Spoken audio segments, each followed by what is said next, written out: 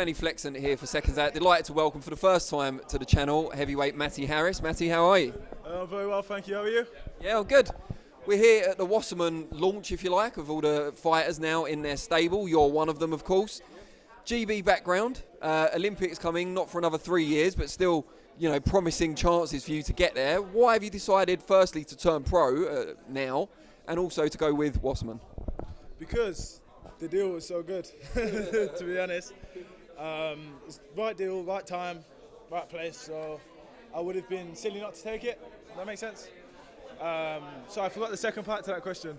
And why Wasserman? But I guess that kind of is the same answer. I was going to say, why not? They were one of the, they were world, sorry, messed up here. One of the best sporting agencies in the world. And not only that, the Sauerland brothers that they're partnered with have got 30 years plus in experience in boxing by themselves. So, amazing partnership at the right time. That's about it. And you're going to make your debut October the 2nd. Do you think your style is particularly suited to the pros as opposed to the amateurs? What can people expect to see from you? Oh yeah, my style's a lot more suited to the pros. In terms of style, adaptable, best word to describe it. But not only am I adaptable, I can also got the power to end a fight with a single punch. So, as I say, as a heavyweight, there's not so many heavyweights these days that can hit that hard, that can end a fight with a single punch. So, yeah, that's about it.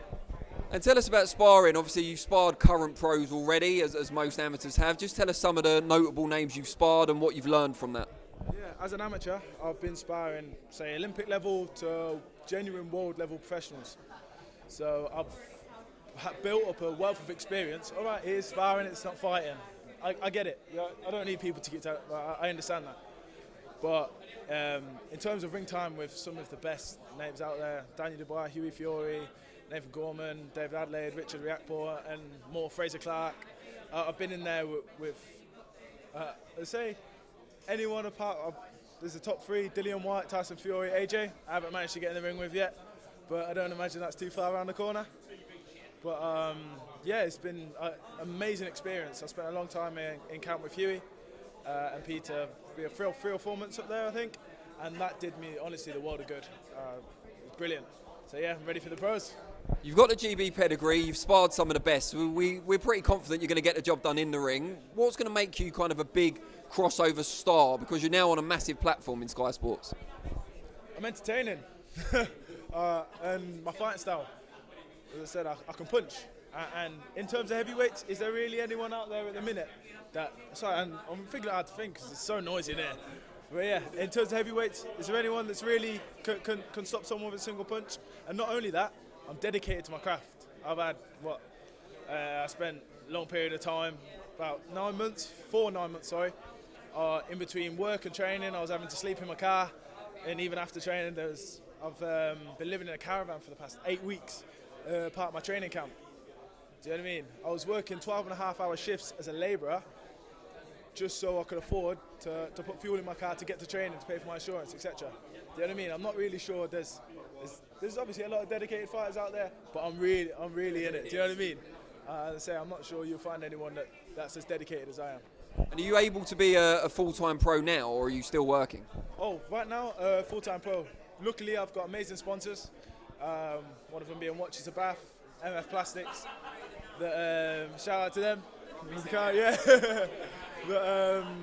That obviously helped me with training costs, etc. In terms of accommodation, one of my friends owned a caravan. I think he was going on holiday or something, and he said, and it turned into a real cliche thing. It wasn't really supposed to be that. He was going on holiday. He asked me if I wanted to borrow it. I said, yeah, it's free of charge, free place to live. And fucking, sorry, I didn't mean to swear. And then it's turned into a thing. Do you know what I mean? But yeah, if anything, it shows how committed I am. Living on my coach's driveway. Say, find someone else that's doing that. I don't think we'll be able to. Just tell us how you first got into boxing. So what brought you to the sport? Do you know what? One of my friends is again, that's kind of a cliche answer, but it was one of my friends at the time, loved fighting. He was one that had been boxing for a little while. One of my friends was since he was like 10 or something like that. But he'd been boxing for a few months, and he just decided to bring me along. And from then, I loved it. It was infrequent at the start because obviously I didn't think it would get me here. Do you know what I mean? As a career, but started picking up. I had my first amateur fights, and eventually just got here. But yeah, honestly, one of my mates. How old were you when you started? 15 or 16, I want to say. Yeah. So was there any touch points with boxing before that? Like, did you watch boxing? Did you look up to any boxers, anything like that? Or was it just when your friend brought you along, that was the first time you'd really noticed what was going on with the sport? Do you know what? I've been watching boxing. I've been into boxing for, again, probably since I was about 13, something like that. People like George Groves, and honestly, it's crazy because I've been a massive fan of boxing for years. And before, this has all happened quickly for me in terms of getting here. So I was like, I know he's just stood over there, but Kelly and Avanisi, I was watching that on TV earlier this year, do you know what I mean? And now he's stood there, George Groves. I started talking to him during the press conference. It's nuts. I was just saying, these people are idols to me, do you know what I mean? Even Eubank Jr., I've been watching him since I was younger, and he's someone in the same stable as him now. Do you know what I mean? I wouldn't say that to them too much, though. You're going to make them feel very old. But honestly, it's crazy. I still remember watching. I remember in school when everyone was talking about Frotch versus Groves being a massive fight, and at the time I didn't really know too much about it, but that was one of my first encounters with boxing, was Frotch versus Groves, and obviously it feels weird being able to speak to George Groves now. Do you have any kind of boxing heroes? I know you've just mentioned those guys are idols, but anyone whose style maybe you look to that you're influenced by? Not in terms of style-wise. All right, in terms of style and just a brilliant tactician and whatnot, Andre Ward. I know he's fairly modern, brilliant fighter. He had Larry Holmes' jab, absolutely amazing boxing brain. He could fight on the inside when he wanted to, he could box at range, and he's someone I've seen, he boxed as a tall fighter, but he wasn't that tall, do you know what I mean? But he looked big when he was boxing taller fighters. But yeah, Roy Jones Jr. was one of the first people that I was introduced to when I was watching boxing. Now, is he still training Eubank? He is, yeah. He's going to be at my debut. Do you know how crazy that is to me? Like?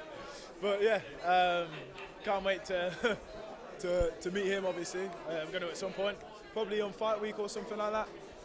But yeah. Great stuff. Now, before we let you go, we always do this when someone goes onto the channel for the first time. Just tell the audience out there how they can find you on the different social media platforms, what your handles are. Okay, so Instagram, it's magic, then _ Matty Harris. I don't have Twitter. I don't have Facebook, so.